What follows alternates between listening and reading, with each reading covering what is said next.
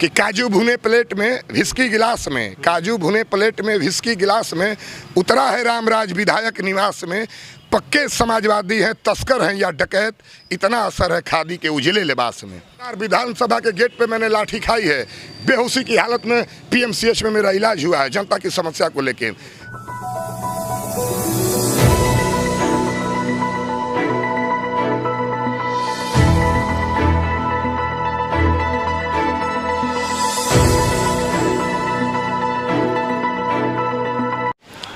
The news look की team अभी बक्सर में है। विधानसभा चुनाव का यात्रा कर रही है, तमाम लोगों से बातचीत कर रही है, लोगों से जानने की कोशिश कर रही है कि आखिरकार चुनावी माहौल क्या है। और इस दौरान जो हमें नेता मिल रहे हैं उनसे भी बातचीत कर रहे हैं।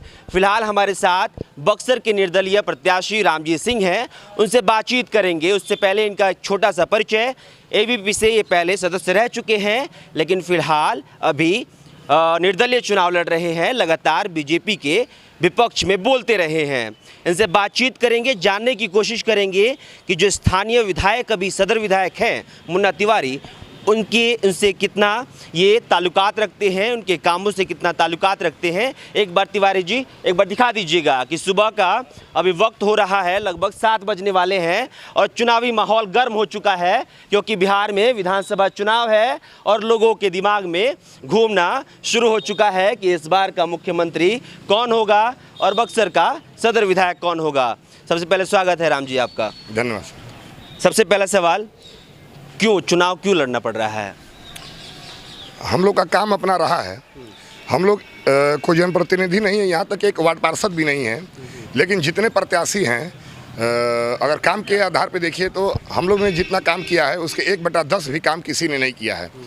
लोगों का यह आग्रह था कि चुनाव में कूदिए। देखिए, हम लोग स्वास्थ्य व्यवस्था को बदलने के लिए लगातार आंदोलन किए हैं, व्यवस्था किए हैं। फ्री एम्बुलेंस 2 सालों से चल रही है। अभी तक 4 सालों के अंदर 3000 लोगों को हम लोग रक्तदान के माध्यम से 3000 लोगों को ब्लड मुहैया कराए हैं और 3000 लोगों की ज़िंदगी बचा है। और 2 साल से निःशुल्क एम्बुलेंस वगैरह, निःशुल्क ऑक्सीजन बैंक हमारा चलता है।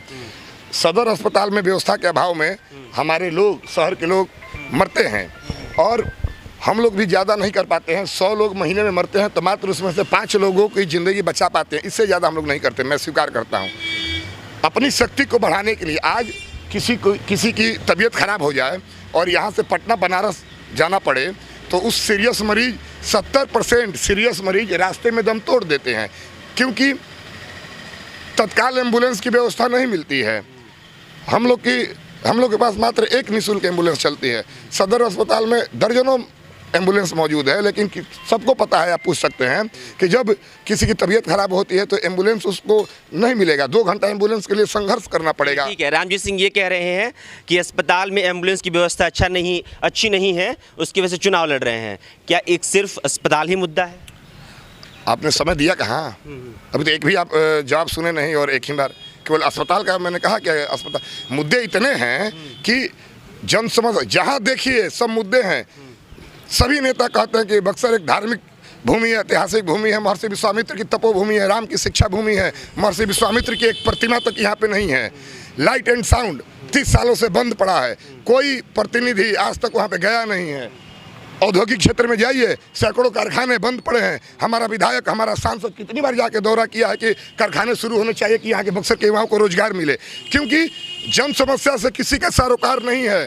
कारखाने शुरू हो न शुरू हो, लाइट एंड साउंड शुरू हो न शुरू हो, रोजगार मिले न मिले, व्यवस्था हॉस्पिटल की सुधरे न सुधरे, सरकारी स्कूल में टीचर आए ना आए, उनको पता है कि इससे उनके राजनीति पे कोई असर नहीं पड़ता, क्योंकि यहाँ के लोग पार्टी के अंधभक्त हैं, जाति के अंधभक्त हैं। जाति और पार्टी के नाम पे किसी शराबी को, किसी अपराधी को टिकट मिल जाए और यहाँ के लोग जिता देंगे। अभी तक यही होता आया है। अब हम लोग युवाओं की बात क्यों कर रहे हैं कि आज का युवा पढ़ा लिखा है और अब युवा जातिवाद की दीवार को तोड़ के एक मंच पे आ चुका है। वो सारे नेताओं के कान खड़े हो गए हैं जो जाति और पार्टी और पैसा के बल पे चुनाव जीतना चाह रहा था। आज स्थिति क्या है, आप खुद से सर्वे कर लीजिए कि आज की स्थिति बक्सर की क्या है। अगर समस्याएं में गिनाने लगूंगा तो उंगलियां कम पड़ जाएंगी। समस्याओं का अंबार है। किस समस्या पे यहाँ के जनप्रतिनिधि ने काम किया है। जहाँ तक मैं विधायक की बात करता हूँ, विधायक का चर्चा किए हैं। अदम गोंडवी साहब ने कविता लिखी थी कि काजू भुने प्लेट में विस्की गिलास में, काजू भुने प्लेट में विस्की गिलास में, उतरा है रामराज विधायक निवास में, पक्के समाजवादी हैं तस्कर हैं या डकैत, इतना असर है खादी के उजले लिबास में। तो हमारे जनप्रतिनिधि, जब एक शराबी को आप जनप्रतिनिधि बनाइएगा, एक कमीशनखोर को आप, बक्सर की सभी जनता किसी न किसी राजनीतिक पार्टी से जुड़ी हुई है और सभी को पता है कि उनके सांसद कमीशनखोर हैं, 15% कमीशन लेते हैं, उनके विधायक कमीशनखोर हैं, सबको पता है। लेकिन उसके बावजूद भी आंख के आगे पर्दा लगा, उसी पर्दा को हटाने का हम लोग काम कर रहे हैं। चलिए, आपने कहा इंडस्ट्री की बातचीत की और काफ़ी चर्चा इस समय बेरोजगारों के लिए है। कितना इंडस्ट्री ऐसा है बक्सर में जो कि बंद पड़ा है और आप जब जीतेंगे तो इसको चालू करवा देंगे? देखिए, अभी तो मैं कहूँगा कि कोई भी प्रत्याशी से पूछिएगा कि तो कहेगा कि एकदम नया भी हम लोग कारखाने खोल देंगे, जो बंद पड़े कारखाने उसको चालू करा देंगे।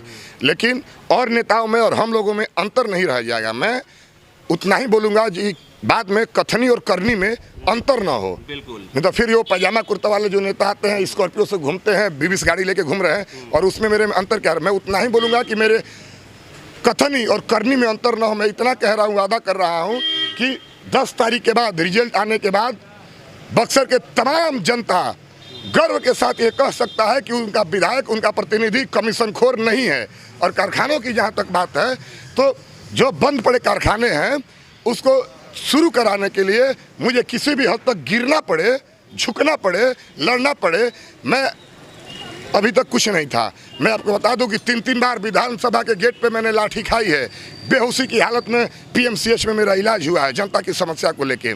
तो आपको क्या लगता है, जिस दिन भार मुझे मिल जाएगा, जनता का आशीर्वाद मुझे मिल जाएगा, तो इन कारखानों को शुरू कराने के लिए, युवाओं के रोजगार के लिए, कि बक्सर में जो बंद पड़े कारखाने शुरू हैं, उसके लिए विधानसभा के गेट पे मैं अनशन नहीं कर सकता हूँ, विधानसभा गेट पे धरना मैं शुरू नहीं कर सकता हूं। और जिस दिन एक विधायक विधानसभा गेट पे अनशन शुरू कर देगा, तो सारे बड़े बड़े जो नेता हैं, राजनीतिक पार्टी हैं, मुख्यमंत्री हो, उसको मजबूर होकर काम करना पड़ेगा। लेकिन दुर्भाग्य है कि हमारे जो जनप्रतिनिधि हैं, इससे मतलब है ये है ही नहीं। वो तो चुनाव में इसलिए आते, देखिए चुनाव सेवा भावना के लिए, राजनीति सेवा भावना के लिए बनाई गई थी। लेकिन दुर्भाग्य है कि हमारे यहाँ राजनीति यह व्यवसाय हो गया है। 4 करोड़ रुपया के नेता खर्चा कर रहा है और यहाँ की जनता समझ रही है। 4 करोड़ जो खर्चा करेगा तो फिर वो 20 करोड़ रुपया निकालेगा। अगर आप नहीं समझ रहे हैं तो आप बहुत भोले हैं। जो 4 करोड़ चुनाव में खर्चा करेगा तो स्वाभाविक है कि वो 20 करोड़, क्योंकि उसने रिस्क भी लिया है, तो वो 20 करोड़ निकालेगा। तो आपको तय करना है कि 4-5 करोड़ खर्चा करने वाले को जिताना है या फिर एक संघर्ष करने वाले को जिताना है। चलिए, AVP के सदस्य रहे हैं आप, ताली थोड़ी देर बाद ताली बजा लीजिएगा। AVP के सदस्य रहे हैं आप, क्यों BJP से बगावत करना पड़ा? मैं बता दूं, ABVP किसी राजनीतिक पार्टी की बंधुआ मजदूरी नहीं करती है। कहा था कि जो भी उसमें आते हैं वो BJP में शामिल हो जाते हैं। बक्सर के एक पूर्व विधायक थे हृदय नारायण जी, वो भी ABVP के थे। तो ऐसी बात नहीं है। देखिए, विद्यार्थी परिषद की स्थापना 9 जुलाई 1949 को हुई थी और जिस पार्टी की आप बात करें वो 80 के दशक की पार्टी है। तो कहाँ से उसके विंग हम लोग हो सकते हैं? ABVP एक स्वतंत्र छात्र संगठन है जी। हाँ, किसी राष्ट्रीय मुद्दे पे उनका मिलता है, अपना जो विचार है मिलते हैं। और विद्यार्थी परिषद में भी मैंने रहा है, तो बक्सर के लिए काम किया, संघर्ष किया। मैं बता दूं कि बक्सर की वो जब विधायिका थी सुगधा पांडे, वो मंत्री थी, उस वक्त भी हम लोग उनका, जब नीतीश कुमार, माननीय मुख्यमंत्री नीतीश कुमार किला मैदान में आए थे, तो मैं भी उस वक्त विद्यार्थी परिषद का जिला संयोजक था और अपने 60 युवाओं के साथ जाके सभा में घुस के उनको काला झंडा दिखाया था।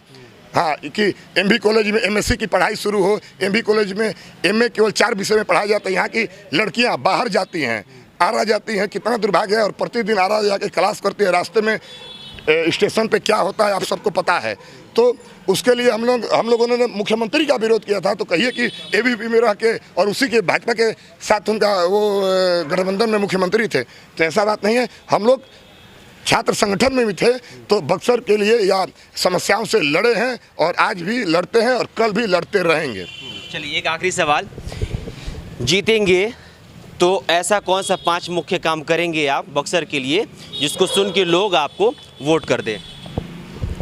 अगर मतलब करेंगे भी, सिर्फ वोट के लिए नहीं। सुनकर वोट करना है तो मैं बता रहा हूँ कि बक्सर में एयरपोर्ट में बनवाऊंगा, यहाँ से धनसोई टाड़ी के लिए रेल चलाऊंगा। अगर सुन के करना है तो सुन लीजिए। नहीं, हम नहीं बोले, वही बोलिएगा जो कर सके। जी, मैंने तो बताया कि आप लोग ईमानदारी से कर देखिए, ये पीपरपाती रोड बना है, जिस रोड पे आप खड़े हैं 20 साल हो गया, 20 साल ढलैया हुए हो गया, अभी कहीं टूटा है? अभी 20 साल और चलेगा, क्योंकि जिसने बनाया है, मैं उस पार्टी का नहीं हूँ, मैं किसी पार्टी का नहीं, लेकिन जिसने यह जिस नेता के फंड से बना है, किसी पार्टी के, बक्सर के किसी पार्टी के नेता की हैसियत नहीं है कि उस पर वो उंगली उठा दे, क्योंकि वो एक ईमानदार नेता ने बनवाया है, वो कमीशन खोर नहीं थे। और आज के जो नेता हैं, सांसद विधायक हैं, वो अपना फंड दे रहे हैं तो 15% अपने कमीशन लेते हैं। तो आप सोचिए, भोली भाली जनता को मैं बताना चाहता हूं कि जब एक विधायक 15% कमीशन लेगा तो फिर जेई 5% लेगा, एई 5% लेगा, स्कूटी लेगा, बड़ा बाबू लेगा, पूरा विभाग लेगा 40% कमीशन, उसके बाद ठेकेदार भी लेगा 20%। जिस दिन जो जनप्रतिनिधि है, विधायक हो या सांसद, जब अपना कमीशन बंद कर देगा तो किसी अधिकारी की हिम्मत नहीं है कि वो कमीशन लेगा, और ईमानदारी से काम होगा। मैं बता रहा हूँ, कारखाने शुरू कराने के लिए पहला प्रयास रहेगा। जो हॉस्पिटल में व्यवस्था नहीं है, जैसे आईसीयू की व्यवस्था नहीं है, रुई सुई मौजूद नहीं है, उसको हॉस्पिटल की व्यवस्था शुरू कराने के लिए अच्छी तरह से वहाँ की व्यवस्था हो, उसके लिए हम लोग प्रयास करेंगे। स्कूलों में टीचरों की कमी है, उसके लिए हम लोग प्रयास करेंगे। और जो शहर में, बक्सर में जो साफ सफाई की व्यवस्था एकदम शून्य हो गई है। मैं आपको बता दूं कि एक सर्वे हुआ था, गंगा किनारे जितने शहर हैं उसमें भारत में बक्सर नीचे से दूसरे स्थान पे आया था। तो अगर अभी लग रहा है कि ईश्वर ने तय कर लिया है कि यहाँ का प्रतिनिधित्व देने के लिए, और मैं बता रहा हूँ कि मात्र 2 साल के अंदर देखिएगा ये आंकड़ा कहाँ से बढ़ रहा है। एक चीज़ बताइए, कहा जाता है कि जो बड़े चेहरे होते हैं, जैसे कि प्रधानमंत्री नरेंद्र मोदी हैं, अगर कहीं रैली कर लेते हैं या फिर वो कह देते हैं कि हम इस प्रत्याशी के साथ हैं, तो उसका पलड़ा भारी हो जाता है। क्या सोच रहे हैं? निर्दलीय प्रत्याशी हैं, है कुछ उन लोगों से दिक्कत? हम बता रहे हैं, कल जेपी नड्डा जी आए थे, वो आए हैं तो कम से कम 2-3 हज़ार वोट मेरा बढ़ा दिए। अच्छा। अपने भाषण में 2-3 हज़ार वोट मेरा बढ़ा दिए, क्योंकि उन्होंने कह दिया है कि वोट उसी को देना है जो जनता के लिए काम किया होगा। तो वोट मेरा 2-3 हज़ार वैसे ही बढ़ा दिए। और जहाँ तक बात है बड़े बड़े नेताओं के दौरे करने की, तो मैं आपको बता रहा हूँ, दिल्ली में चुनाव हुई थी, पूरी केंद्रीय कमेटी लगी हुई थी, रिजल्ट क्या आया? अभी एक बक्सर का ही बेटा झारखंड में जो रहते हैं, बक्सर के ही मिट्टी के हैं, और झारखंड के मुख्यमंत्री रघुवर दास को पूरी केंद्रीय कमेटी लगी थी जिताने के लिए, और झारखंड के मुख्यमंत्री को एक निर्दलीय प्रत्याशी ने हरा दिया। तो बड़े बड़े नेता आएंगे, भीड़ होगी, लेकिन यहाँ की जनता समझदार है, जो जनता के लिए काम किया है उसे मतदान होगा। ये थे हमारे साथ रामजीत सिंह जी। हालांकि जिस झारखंड की बातचीत की इन्होंने, उसके चुनावी कवरेज में हम भी थे और हमने बखूबी इन सब चीज़ों को देखा। लेकिन तिवारी जी, इधर कैमरा घुमा दीजिए, यहाँ जनता भी है, क्योंकि चुनावी माहौल है, और चुनावी माहौल में ये खूबसूरती होती है कि सुबह चाय के टपरी पे बहुत सारे लोग मिल जाते हैं। क्या नाम हुआ सर आपका? संजय कुमार। संजय जी, क्या है चुनावी माहौल बक्सर में? अच्छा, बढ़िया बढ़िया, बेस्ट है। कौन बन रहा है यहाँ का विधायक? अभी तो बता नहीं सकते हैं, नहीं कह सकते अभी हैं? अभी तो बता नहीं सकते। हाँ। काम कैसा किए हैं जब विधायक जो है मुन्ना तिवारी जी? ठीक है, अच्छा काम किए हैं। क्या नाम है आपका? आशीष गुप्ता। क्या है इस समय का चुनावी लहर? बहुत बढ़िया है, बहुत बढ़िया है। बहुत बढ़िया है। क्या करते हैं? क्या करते हैं? हमारा बेल चश्मा का दुकान है। अच्छा, हुआ है, प्रोग्रेस हुआ है? प्रोग्रेस हुआ है, मतलब विकास हुआ है? एकदम हुआ है। क्या नाम है भैया? नहीं बोलिएगा। हाँ, कह रहे हैं कि कितना काम हुआ है पिछले 5 सालों में? काम जो भी हुआ है वो हवाई हुआ है, और अभी जो काम है व्यक्तिगत जो काम होता है वो होता है इस सरकार में। और रामजीत सिंह निर्दलीय प्रत्याशी उभर कर आए हैं, और वो ये लोगों के काम के लिए आए हैं। ये जो जितने लोग यहाँ पर चुनाव में खड़े हैं वो सिंबल के बल पर खड़े हैं, और रामजीत सिंह अपने मेहनत के बल पर खड़े हैं। और बक्सर की जनता को मेहनत का फल मिलना चाहिए, ना कि सिंबल का फल मिलना चाहिए। सिंबल में तो कोई भी आके लड़ सकता है, ये अपनी मेहनत के बल पर लड़ रहे हैं। रामजीत सिंह जी कह रहे हैं कि हम फ्री में जो एम्बुलेंस है वो प्रोवाइड कराते हैं, कितना सच है? ये बहुत 100% सच है। और वो एम्बुलेंस के साथ साथ खुद उपलब्ध रहते हैं। एम्बुलेंस तो कोई भी दे सकता है पैसा दे करके, ये अपना शरीर, समय और खून तीनों दे रहे हैं। कुछ ऐसे लोग हैं घूमते हैं जो चट्टा बट्टा है, सिंबल के नाम पर घूम रहे हैं। जात से उठ करके वोट देना चाहिए। और हम नहीं, आप गली गली में घूम कर जाइए, अगर उम्मीदवार कोई है तो रामजीत सिंह, और चुनाव लड़ रहा है तो नेता तो 50 को है। इस बक्सर के लिए उम्मीदवार यही सही है। यही सही है। हाँ। अच्छा, कौन बन रहा है इस बार सर मुख्यमंत्री? मुख्यमंत्री का डिसाइड तो अभी हम लोग नहीं कर पाएंगे। नहीं कर पाएंगे जी नहीं, सच क्या लग रहा है माहौल देख के? माहौल देख कर लग रहा है हमको कि नीतीश कुमार ही बनेंगे। नीतीश कुमार ही बनेंगे। जी जी। अब विधायक कौन बन रहा है बक्सर का? अभी इस पे संशय है। इसमें संशय है। चलिए, और हाँ बोलिए ना भैया। जी जी मैं एक कलाकार हूँ और इस बार बक्सर का जो चुनाव है, क्योंकि चुनाव तो सभी लड़ रहे हैं, बहुत बड़े बड़े स्टार प्रचारक भी आ रहे हैं, लेकिन बक्सर का जो स्टार प्रचारक इस बार राम जी जो लड़ रहे हैं, बक्सर का हर युवा स्टार प्रचारक है राम जी का। अच्छा, का कलाकारी में क्या करते हैं जी? हम एंकर हैं। अच्छा, एंकर है। हाँ स्टेज एंकर वगैरह। जी जी जी। अच्छा। और इस बार चूँकि यहाँ की जो सब्जी वाले हैं, ठेले वाले हैं, युवा हैं, माँ बहन हैं, सब लोग मान गया है कि रामजीत सिंह एक तरफा है। चलिए, तो ये थे यहाँ के रामजीत सिंह जो कि निर्दलीय चुनाव लड़ रहे हैं।